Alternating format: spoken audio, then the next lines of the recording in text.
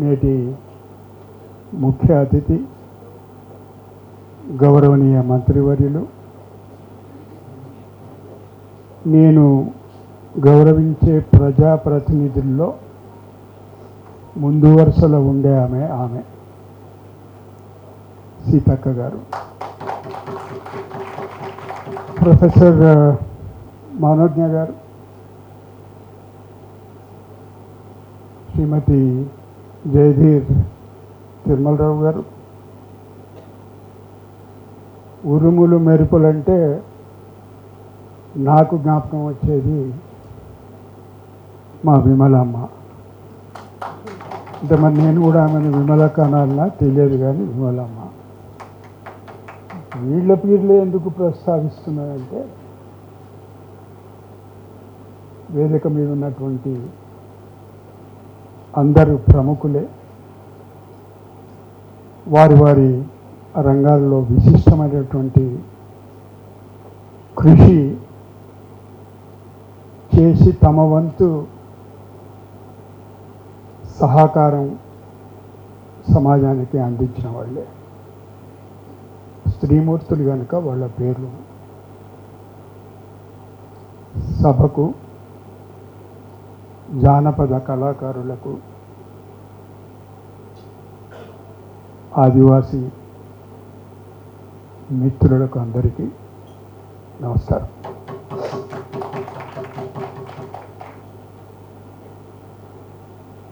ఆద్యకళతోటి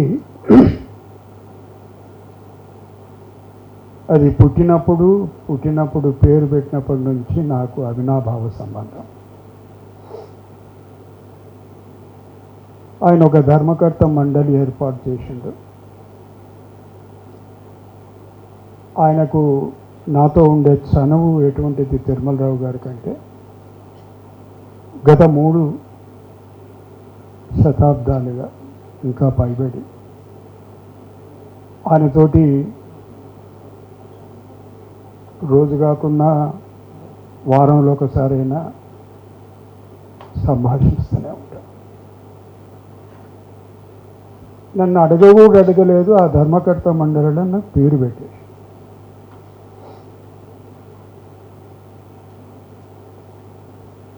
నన్ను అడగకుండా నా పేరు ఎందుకు పెట్టినామని నేను అడగలేదు. ఆయన పోయిండు, దాన్ని రిజిస్టర్ చేసిండు. అప్పటి నుంచి ఆద్యకళతో నాకు సంబంధం. శ్రమ అనడం అది మామూలుగా వాడే పదం.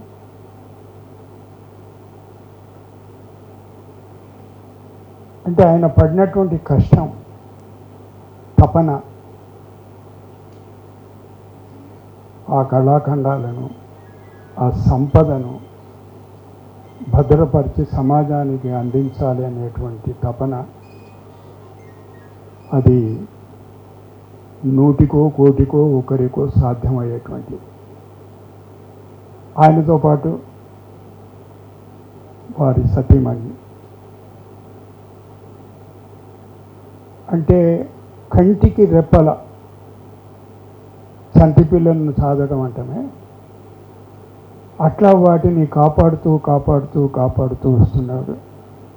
కొంతవరకు సమాజానికి పరిచయం కూడా చేయగలిగాడు. వాటి ద్వారా కళాకారులను గౌరవించడం,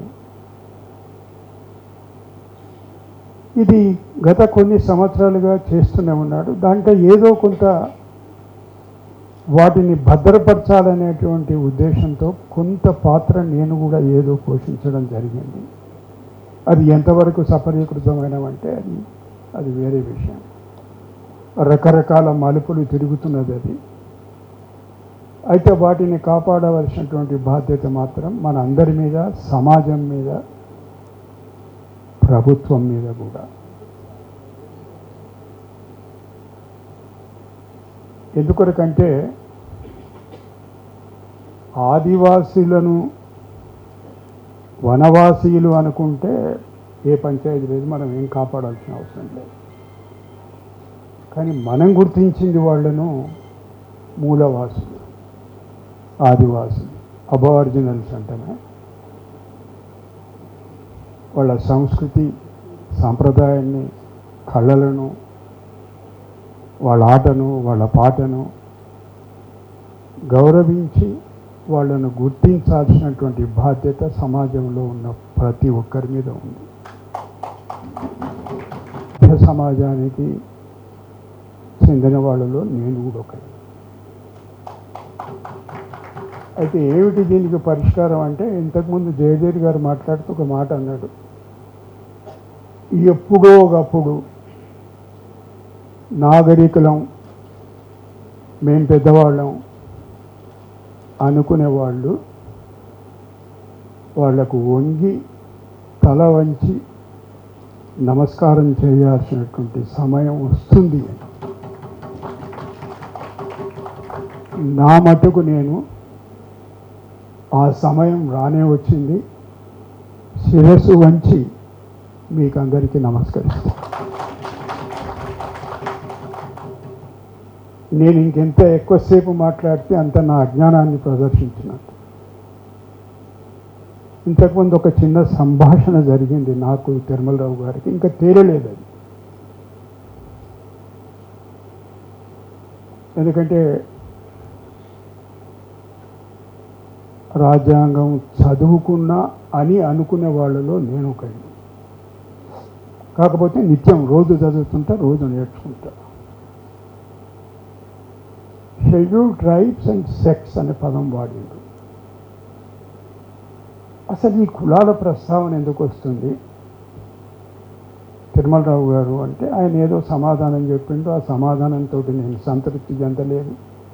సంభాషణ మా మధ్యన సాగుతుంది, అది కొనసాగుతుంది. ఆయన అంటే నాకు విపరీతమైన గౌరవం. ఆయన చేసినటువంటి పరిశోధనలో నేను అణుమాత్రం కూడా చేయలేదు. అందుకొరకు ఆయన మాటను గౌరవించి అదే అంతిమ తీర్పు అంటే నేను ఒకప్పటి న్యాయమూర్తిగా చేసినా కానీ ఆయన తీర్పును శిరసావహిస్తాను.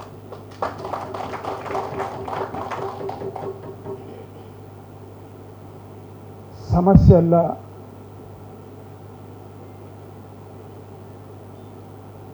సమాజంలో ఉండేటువంటి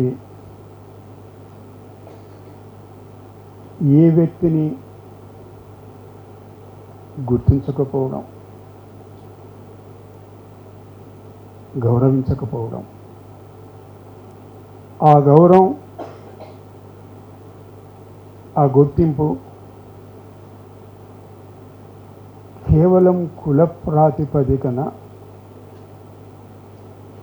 ఎంతవరకైతే సమాజంలో ఉంటుందో అప్పటి వరకు ఈ అసమానతలు కొనసాగుతూనే ఉంటాయి. మిమ్మల్ని గుర్తించడం సాధ్యం కాదు. మిమ్మల్ని గుర్తించడానికి సంస్కారం కావాలి. ఇంతకుముందు బాబురావు అనుకుంటా పాట పాడింది కదా, ఒక ఉరుము, ఉరుములు మెరుపులు అంటే నా జ్ఞాపకం వచ్చేది విమలాకన్నా. ఆమె ఇలా స్టేజ్ మీద ఉందంటే ఏదో ఉరుములు మెరుపులు ఉంటాయేమో అనుకుంది. ఆయన ఒక ఉరుము ఉరిమిండు. వాళ్ళు ఇంకెవరన్నా మెరుస్తారా తెలియదు. చదువు లేదు అన్నాడు.